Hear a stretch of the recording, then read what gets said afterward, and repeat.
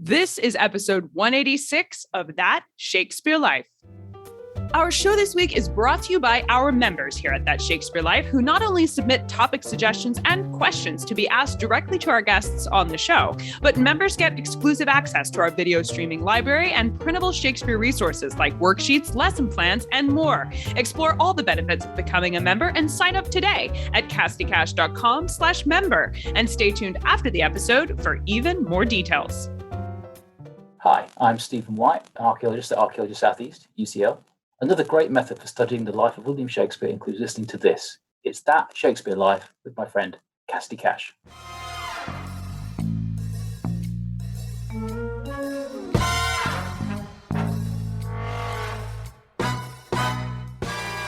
In the morning, it says, there happened about 8 of the clock in Avon such a sudden flood as carried away all the hay about. So all the hay that was in the fields around it, in the bales and so on, which was taken away for a start. It's interesting that this is the first thing they mention in the documentation of the account. The hay's gone. What are we going to do without the hay? And did much harm, it says. It was higher than ever it was known by 1.5 yards and something more. Welcome to That Shakespeare Life with Cassidy Cash. Cassidy believes that if you desire to successfully learn or perform Shakespeare's plays, then understanding the real life and history of William Shakespeare himself is a must. That Shakespeare Life is the podcast that helps you go beyond the curtain of some of Shakespeare's most iconic works and explore the world of early modern England as Shakespeare would have lived it, learning from the writers, historians, and performers who know it best. And now, here's Cassidy. In 1588, William Shakespeare turned 24 years old. This year is part of what we call Shakespeare's lost years because we don't know precisely what Shakespeare was doing at this time. Many speculations have been made that Shakespeare hopped a ride with one of the touring companies that visited his hometown of Stratford Upon Avon to make his fortune in London. Of course, the details are not known for sure, but our guest this week brings new evidence to the discussion by investigating one major flood event that struck Stratford Upon Avon in 1588. Prior to this significant disaster, Shakespeare's hometown was a major stop on the route of traveling plane companies across England. After this disaster, the town seems to drop off the itinerary, leading some to speculate that the damage and subsequent fall from its status as a tour destination may have played a role in William Shakespeare leaving for London. This week, we welcome our guest, Laurie Johnson, to the show to share his research into the flood of 1588, to tell us what may have happened to the town of Stratford Upon Avon and how that could have led to the departure of the bard. Laurie Johnson is Professor of English and Cultural Studies at the University of Southern Queensland, Australia. He is the current president of the Australian and New Zealand Shakespeare Association and a member of the editorial board of the journal Shakepeare. Laurie's books include Shakespeare's Lost Playhouse, 11 Days at Newington Butts, The Train of Hamlet, and The Wolfman's Burden. And he is co-editor of 2 essay collections, Embodied Cognition and Shakespeare's Theatre, The Early Modern Body-Mind, and Wrapped in Secret Studies, Emerging Shakespeares. He has also published over 50 articles and book chapters and is currently working on a book on the Earl of Leicester's men, which he hopes to complete later this year, and is developing an international project to examine the impact of climate shift in 16th century Britain on the rise of the playhouse industry. Hello, Laurie. Welcome to the show. Hi, Cassidy. Laurie's research investigates a flood that took place in Stratford Upon Avon in 1588 when Shakespeare was 24 years old. Laurie, how did you find out about this flood? Well, Cassidy, I was fortunate enough to be on a research fellowship at the Folger Shakespeare Library back in 2019. I was researching, which is effectively the answer to the what's next for me question at the end of this interview, researching evidence of climate events in England in the 16th century that could be potentially indicators of the impact of weather on the rise of the playhouses. And one of the volumes of works in the Folger Shakespeare Library, it's not just Shakespeareana there. Thankfully, there's a great deal of a treasure trove of historical resources.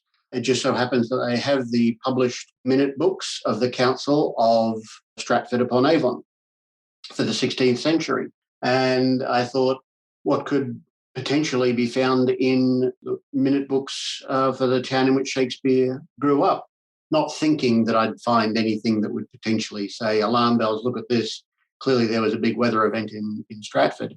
I'd read about fires. We'll talk about them in a moment in later years. But then I came upon this very detailed account of this flood in 1588 in the minute books. Then there are years of repair works that the council then has to pay for in the wake of it. What kind of damage was done to the town physically from the floodwater?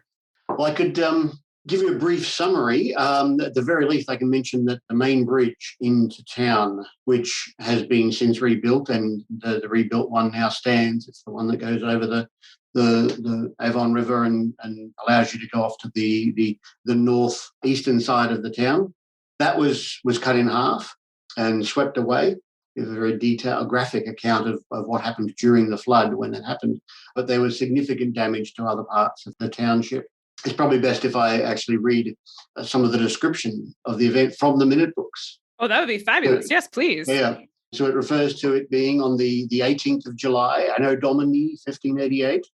In the morning, it says, there happened about 8 of the clock in Avon such a sudden flood as carried away all the hay about. So all the hay that was in the fields around it, in the bales and so on, which was taken away for a start. It's interesting that this is the first thing they mention in the documentation of the account. The hay's gone. What are we going to do with that hay?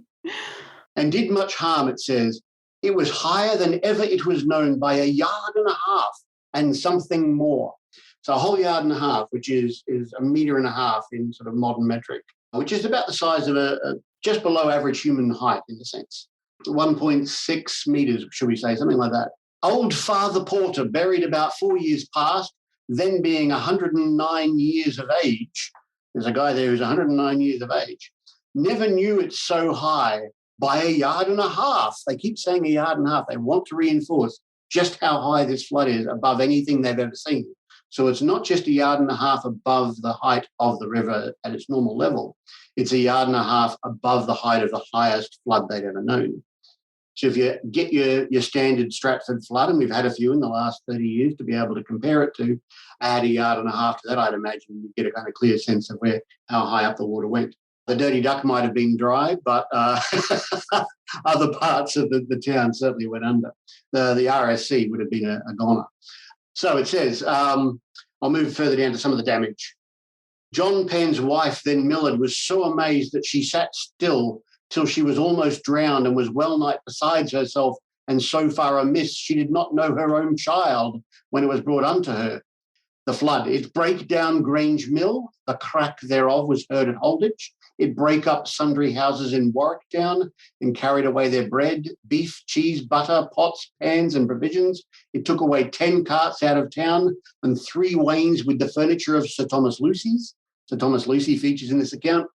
It broke both ends of Stratford Bridge. That's the bit that I was referring to. It drowned 3 furlongs of corn in Welford Field. It was so high at the height that it unthatched the mill. So it took the roof off the mill and so on. Significant damage. So it's a major event for this young life and a newlywed at that for Shakespeare. Yeah.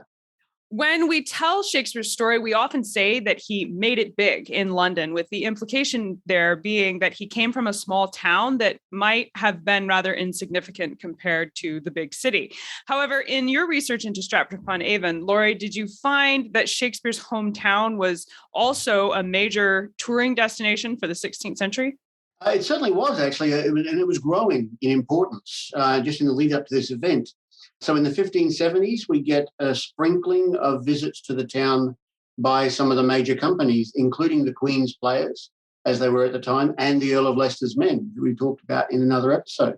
And these are major companies. These are not just small touring, travelling, wandering minstrels, so to speak. These are major companies of royalty and nobility deciding that they're going to stop in at Stratford upon Avon to put on a performance for the town mayor and then for the town. And we have records in the town accounts of what we would call now a command performance, the performance they put on for the town brethren or the mayor, who then certifies their quality, and then they're allowed to perform for the township. and this happens throughout the 70s, and then in the 80s it ramps up. So we begin with about half a dozen references in the 1570s, but in the 1580s we then get another 19 references to major players, 5 of them, in fact, in 1587, including the Queen's men and Leicester's men in that year. So absolutely, it's a significant destination all of a sudden. This may be to do with its proximity to Coventry and indeed to Kenilworth. So I think it's proximity that counts here rather than the town itself being necessarily the most attractive destination for a touring company. They certainly didn't pay anywhere near as richly as some of the major cities, but clearly they were not complete backwater, shall we say. But certainly playing companies of significant people found it more attractive to go to Stratford than some of the other locations around. What kind of impact to the town's economy was seen after this flood of 1588? Did its status as a popular touring destination change after so much damage? Yeah, absolutely. And it could be quite simply infrastructure that becomes the abiding factor here in determining that from 1588 to 1592, not a single playing company appears in Stratford's accounts. The accounts are definitely far more taken up with repairs and then maintenance of structures that have been repaired in the previous years. The bridge itself doesn't finally get acquitted, shall we say, in the accounts as being fully repaired, fully completed until 1591. So it takes a good 3 years for them to finally finish rebuilding the bridge to a standard that I think would count. That bridge from 1591, that's the one that is still there today? Notwithstanding a few subsequent additional repairs and minor works, absolutely. Yep. Which ought to add some weight, I think, to the devastation of the flood of 1588. Absolutely right. When you think about that structure now, I mean, admittedly, the one that was there before would have been a little less sturdy than what's there now, but certainly it would have been an imposing structure. This is how powerful that flood was that swept that bridge away. The description of the flood, in fact, includes a reference to a group of men on horseback who try to flee the town during the flood over the bridge. Then one edge of it gets swept away, and before they can then retreat back to the town edge is also swept away, and they're kind of stuck, and they have to be rescued. And then the remainder gets swept away again. And on top of that, then we also get an economic impact, absolutely, because trade in and out of the town also gets affected. If touring company travel gets affected, then also trade gets affected. There's a moment in 1588, in fact, soon after the bridge collapsed, because this is the same weather pattern, by the way, that famously helps England rout the Armada.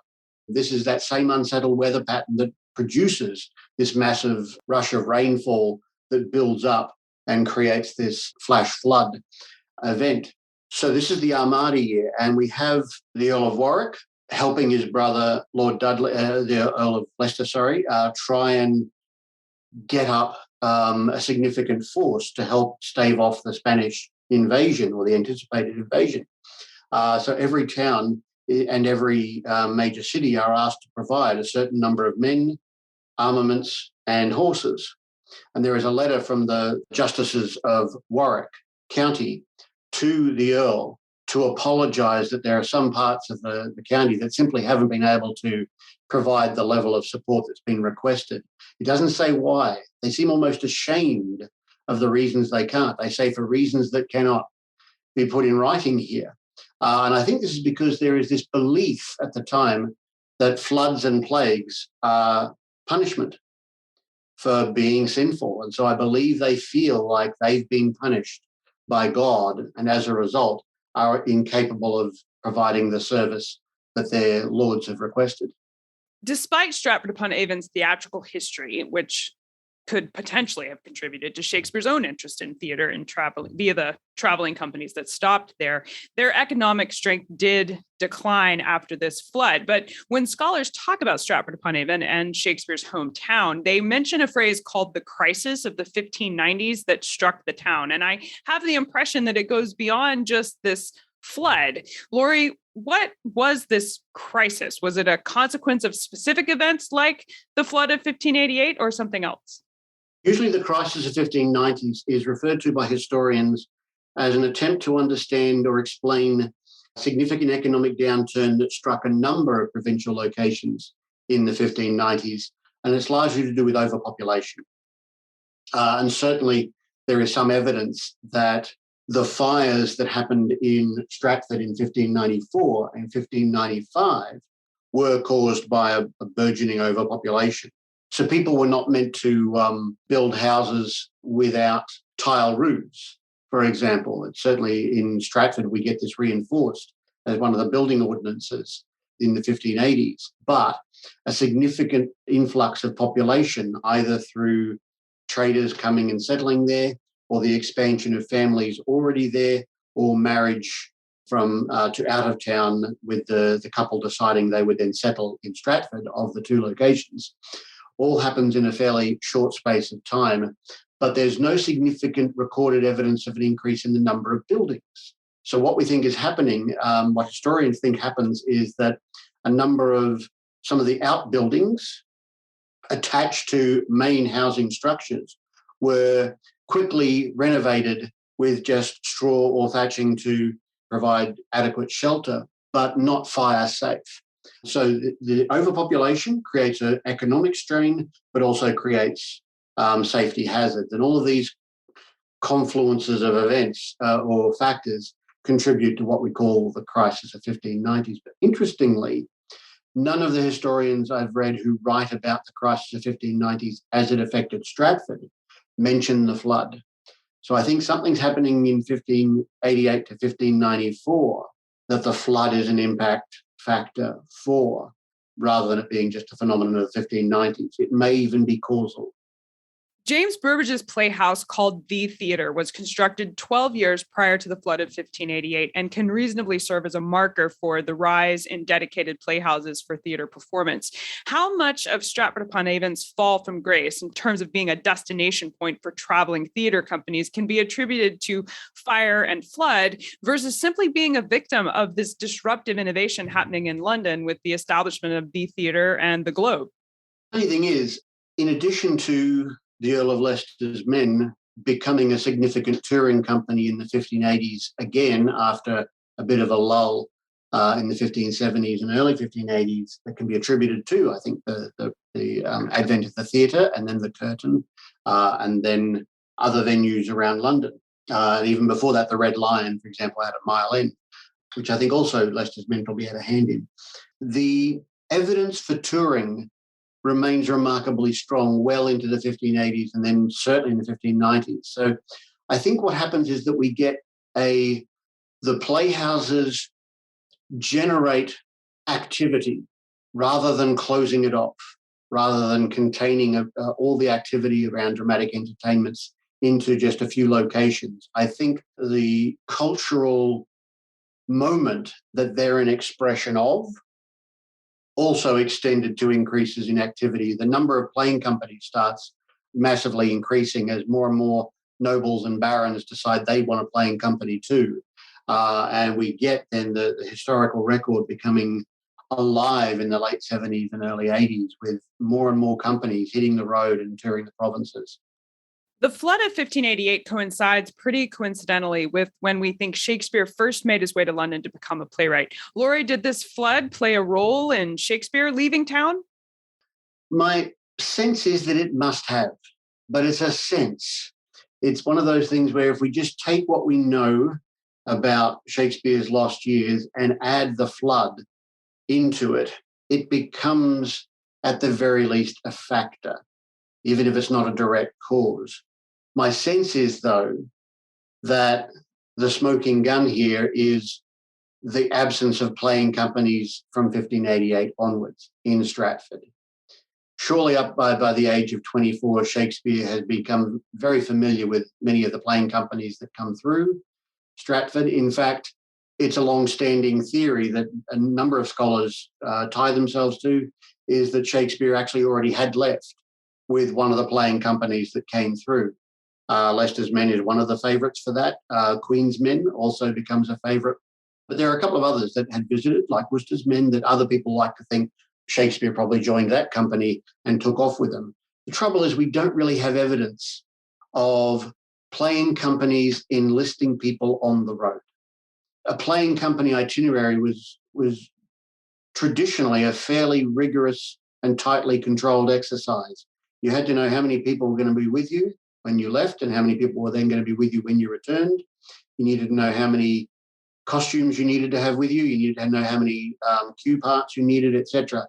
So all the resources that go into making a tour work hinged on a very clear sense of the number of personnel on the tour. So to me, the recruiting on the fly doesn't really quite work, except when you do have someone dying on the road. And certainly that this does famously happen to Queensmen in 1587 with William Knell being killed in a duel or fight. That's why Queensmen is one of the popular candidates. But it seems interesting to me that we need that to be the reason why Shakespeare left and when he left.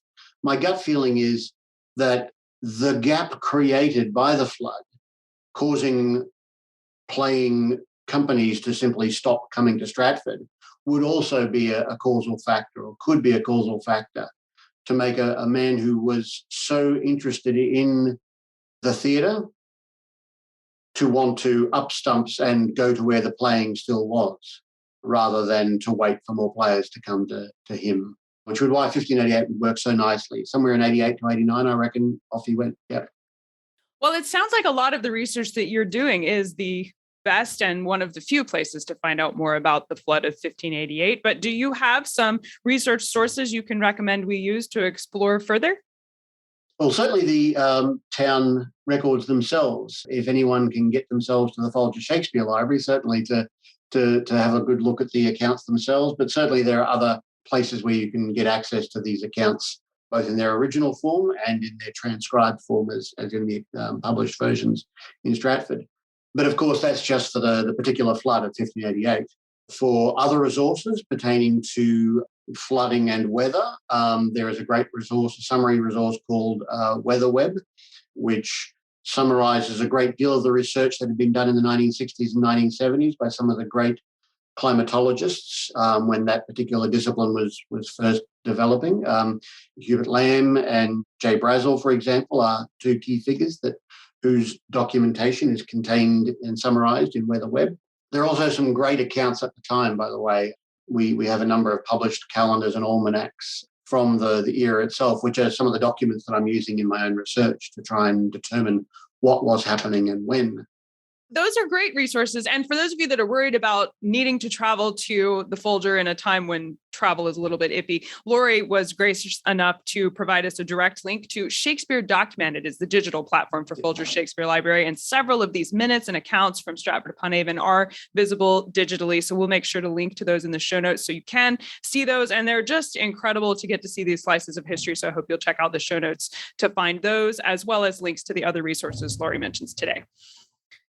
Now, Laurie, as you know, you are building up quite a library with us here on your desert island, but we do ask everyone this next question here at That Shakespeare Life, and that's, what's the one book you would take with you on a deserted island? My friends in England tell me I'm supposed to allow you the complete works of Shakespeare and a copy of the Bible, so your choice would be in addition to those.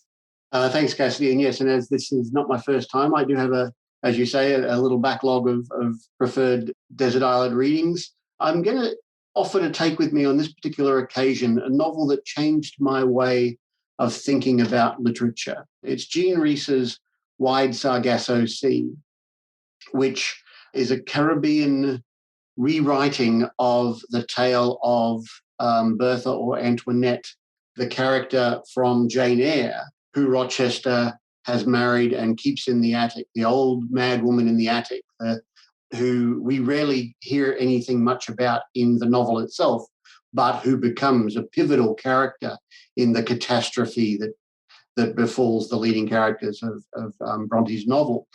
What Rhys does is to retell the story from that character's perspective, from Rochester's time in the Caribbean when he marries her, and then, as Rochester does, completely tries to control her life and ruin her chances of success and breaks her connections with her family and culture, and takes her back to England and so on. It's a fantastic novel, and it's That's beautifully written. Fascinating. And I can't decide if I want to read it or not, because Jane Eyre is probably one of my top 3 favorite books. And I've always seen the woman in the attic as kind of a villain. And I'm terribly afraid if I read this, I'm going to sympathize with her now. And what will I do? So we'll link to this in the show notes for today as well. Then you can make your own decisions about whether or not you want to dive into that adventure. It certainly sounds exciting. So what's next for you, Laurie? What are you working on now that you're excited about? Well, I am in the process of continuing with the Earl of Leicester's Men, a book that I hope to be finished with relatively soon. And then it will be back into the climate project. There's a lot of work yet to be finished in terms of, I think one of the things we can do is possibly set up a storehouse of connections and to primary data, the proxy records that tell us more and more about what the climate and weather of the time was doing, along with trying to more closely map shifts in the weather to shifts in the playhouse industry, to try and see if there is, if not a direct causal relation, at least an influence of one on the other. To say that a great cultural change like the rise of the playhouse industry doesn't happen in a void, that there is an environment in which it takes place, partly economic, partly political, but I would argue partly climate affected as well. This sounds like really fun research on the horizon for you. Best luck on your finishing of your book. I know that is a huge project, getting all that research together, and we'll look forward to seeing both of these projects come to fruition. Thank you so much, Laurie, for being here and talking us through the history of the flood of Stratford Upon Avon in 1588. This has been a fun conversation. Thanks, Cassidy. To find resources for today's episode, including links to the books and recommendations from Laurie, along with pictures, images, and bonus history about our topic today, and to leave a comment and tell us what you think about today's episode, or to ask a question for something we may not have answered for you on the show today, let us know about it in the comment section of the show notes. Find all these things at CassidyCash.com/EP186. That's CassidyCash.com/EP186. If you like the history you're learning about here on the show and you want to go even further into the life of William Shakespeare with documentaries, animated plays, and bonus history episodes straight from the life of William Shakespeare, then consider becoming a member here at That Shakespeare Life. Members get unlimited access to our entire video streaming library full of video versions of our podcast, documentaries, award-winning animated plays, and so much more, all of which you can stream on your desktop, tablet, or phone, and there are no commercials. Explore all the benefits of being a member and sign up today at CassidyCash.com/member. That's CassidyCash.com/member. That's it for this week. Thank you for listening. I'm Cassidy Cash, and I hope you learned something new about the Bard. I'll see you next week. Bye-bye. Thank you for listening to That Shakespeare Life. As always, the best conversations happen after the episode over at CassidyCash.com. Become a part of a vibrant Shakespeare conversation by adding your voice over at the website. Until next time, remember, when you want to know William Shakespeare, you have to go behind the curtain and into That Shakespeare Life.